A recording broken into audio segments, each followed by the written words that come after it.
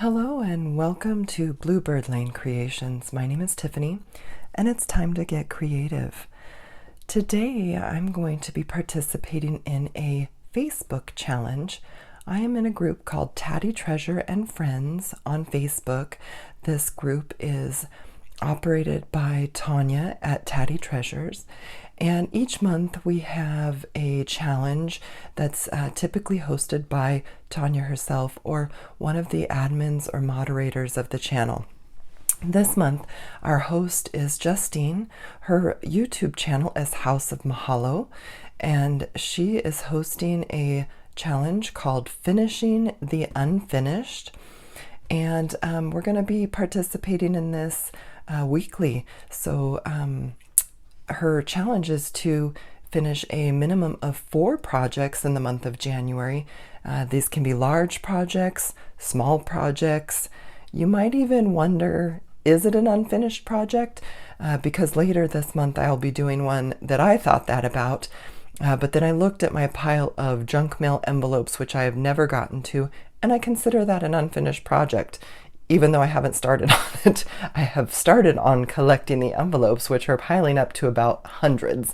And I probably don't need them, but I can't possibly throw them out. So, unfinished project for later. Today, we're going to work on something else. First, I want to let you know that this started on January 3rd, and it's going to be running through February 4th in the group. If you are new to the group, you can come in and still work on this. You just need to make sure that you upload those photos or videos of your projects by the 4th of February, and the winner is going to be announced on February 7th. So join in on the group and get involved in the challenge. They're really fun. They bring our group and our community together. So without further ado, I'm going to get started.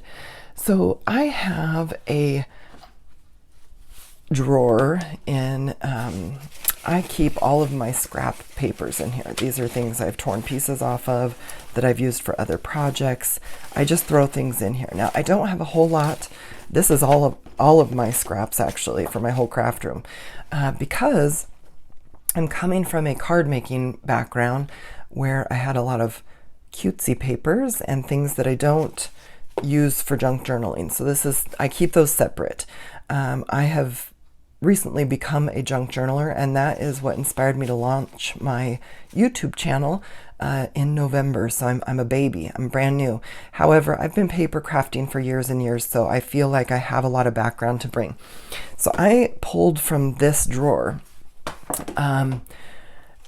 These are the bottoms of paper bags. So sometimes I'm using the paper bag in let's pretend that this is a paper bag. I'm using the paper bag in my junk journals. It's folded in half.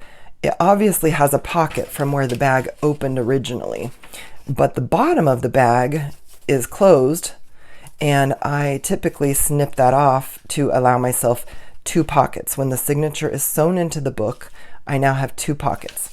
This is the end of the paper bag, the bottom, and I have either snipped this off with scissors, or in some cases, they get roughly torn off, depending on what my project is. So I have various portions of paper bags that, typically might just get tossed out, but I save them thinking I will come up with some sort of inspiration. Even for this really rugged looking piece here, I'm like, okay, that's probably garbage, but let's keep it. I have all of these pieces, and this one is this isn't even a paper bag. So if you don't have a paper bag, you haven't been saving those pieces, that's okay. You can still participate in a project like this. This is a piece of, it's kind of a fibrous paper that I was using in a recent project, and I'm pulling this to use in this project today as well. Now what I'm going to be making with all of this are some paper ruffles. I'm not inventing the wheel here, I'm just finishing an unfinished project. So paper ruffles are essentially taking a strip of paper, and in this case I'm using the bottom of these bags. I'm going to be folding these in such a way that they overlap slightly, And these are not going to be straight. These are not going to be perfect.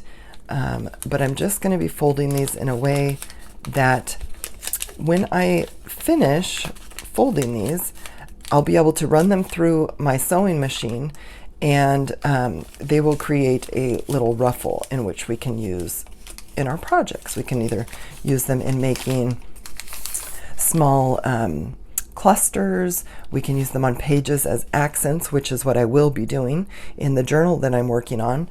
And so we're just going to get started on this. I'm not going to show you the actual sewing, but I will go off screen, sew the project, and then show you what it looks like when it's finished. I may use some clips to hold these together until I have an opportunity to sew them. And I'll show you what they look like once. I'm literally just going to be sewing a single strip, so it'll be easy to see what I did. And I'll apologize for my voice on this video. I'm a little bit under the weather. So I'm going to just get started folding this one. I'm going to move these off to the side so that we can see what's going on here. Now I'm not folding these perfectly straight. See, I want them to kind of go at different angles so you can see different parts of the picture. And these are kind of, you know, I'm doing this a little bit wide so that on this one about that much is overlapping the other paper. That's going to give me that grip as I'm moving down these to make sure that I'm catching on each ruffle when I'm sewing this project. So I'm just overlapping these a little bit each time. Some of these ruffles are going to be bigger than others. That one is just overlapping a teeny bit there. And we're just working our way down in a kind of a fan fold, if you remember making fans as a kid. And I'm going to leave that one like that. So this ruffle will look just like this, except for it will have a sewing strip down the middle here.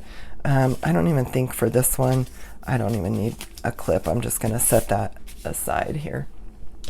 And this is just a blue piece of fibrous paper. You can see the little fibers as where I've torn it. This one actually doesn't tear very easily. That's how thick it is. So I'm going to just go ahead and do this accordion fold on this one. This one will be a little bit smaller, and it's going to look different because, and I want to show you, you don't have to go the same direction the whole way. This one I'm going to have a little center there, where now I'm going to be folding the other way. So that's what that one will look like. And I'm just going to press this down here real quick so that all these kind of stay where I told them to. Now, if you wanted, you could take a small clip. You could clip these to kind of hold them for you till you're ready to sew. Train it to stay on those folds. You could even tack each of these pieces down with a little spot of glue. But you could tack it like that, and then when you're ready to sew, you obviously don't probably want these on there still. You could start the sewing and then take them off, or really you can take them off. They'll stay fairly flat, and just be ready to go through the sewing machine. So I'll set that one aside.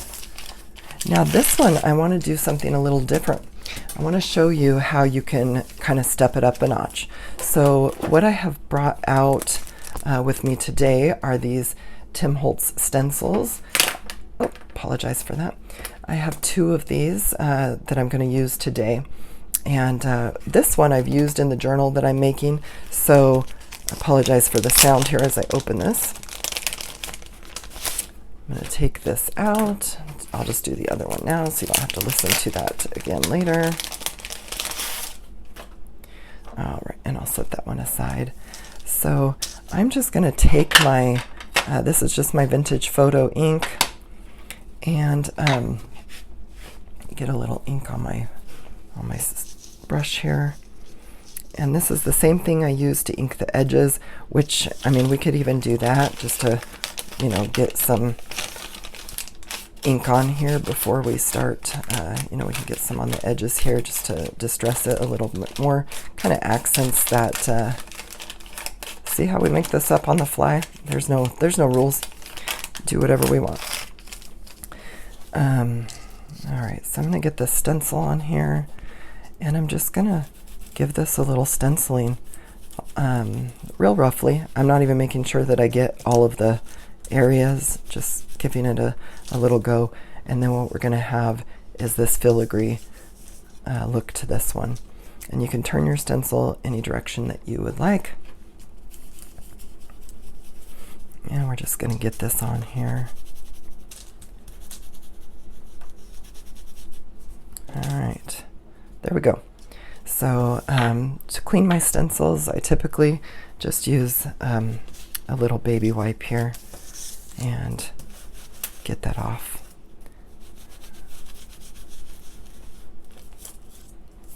Cleans up pretty quickly with the baby wipe or little cleaning wipes, whatever you want to call them.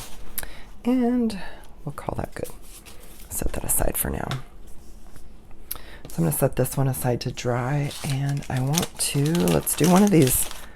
Let's see which way I want to fold this one. I think this side is a little bit glossy, so I'm going to do it on this side. Hopefully it absorbs a little bit better. I don't want it to rub off. This one is a dotted pattern. I am going to turn it sideways just a little to give it a little bit of interest, and just take this and get these on here. All right, let's see. I've never used this one yet. So, oh, I like that one. That'll be fun. I love when something is cooler than you originally thought it might be. I wasn't sure about the dots because I just never used this kind before, but I like it. All right, so there's that one. I'm gonna do, let's just dress this one up a little bit. This is that one real tattered piece that I was tempted to throw away. We're not gonna throw it away, we're gonna save its life.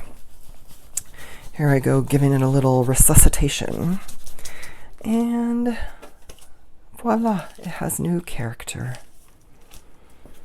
And don't need a lot of ink. I mean, it goes a long way on here. There we go. Just giving it a little so that when we fold it, it has some, let's see, I really like the polka dots. I'm going to do one more that way. Maybe this one. I wonder what we'll do one with both, just for fun. So we got a little dots area. And let's see, I'll clean this one up a bit.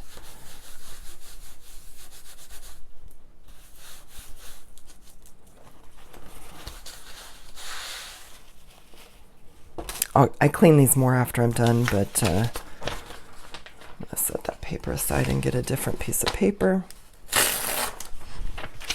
All right. Let's see. Oh, we're pulling this one back in. Where's my filigree? So I'm just going to kind of go where the dots aren't. So we'll put a little up here. Throw a little in the middle. Ooh, I'm a poet and didn't even know it. Little in the middle. Some of you are singing a song right now, but that's for my close friends. They'll know.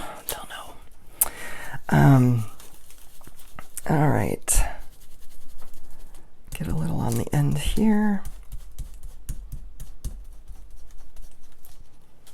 All right, this is our double.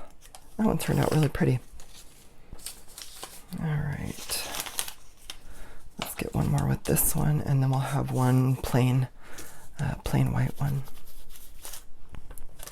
Get this dressed up a little more ink on there.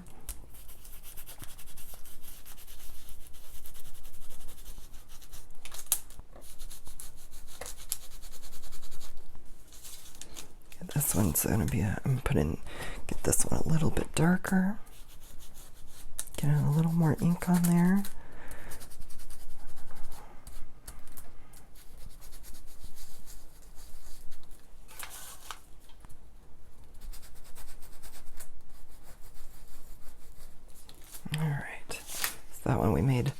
pretty dark, which I like. Got a couple different options here, and then we've got our plain one. We've got our two here. All right, so I'm going to take a break here. I'm going to go off screen. I'm going to wash my stencils, and I will be right back and show you what these finished projects look like. Remember, all I'm going to be doing is sewing one strip down the center. That's it, just one strip, and I'll be right back and I'll show you what that looks like. And we are back. I have 8 of them finished now for future projects, and no longer have these sitting in my scrap pile. I can start saving more for doing this again later. I did a zigzag stitch down the center of each of these, give them a little bit more interest. This is just a dark brown thread. I just used what was in my sewing machine, to be honest. I'm not going to switch it out for something like this unless I was working for a specific project. I just want to give you a look at these up close. You can kind of see how the ruffles go on this one. These are all the same direction. Then we did some with going one way and switching. This is the one where we used the 2 stencils. I think it turned out super cute. And then we've got this one here. This one was that ruffian that we said might have hit the bin. I think that the rough edges and the torn pieces gives it a little more character. This is that super dark stenciled one that we did together. Give you a little look up close. And we've got this one with just the polka dots. Oh, tails are getting long here. And this one, all the ruffles are going the same direction. This is an all white one where we went both directions. Now this I can still ink the edges and distress. And this is our little tiny blue one. Now you might be wondering, you know, what you can do with these. It might be as simple as, you know, taking some embellishments, let's say, and adding these on.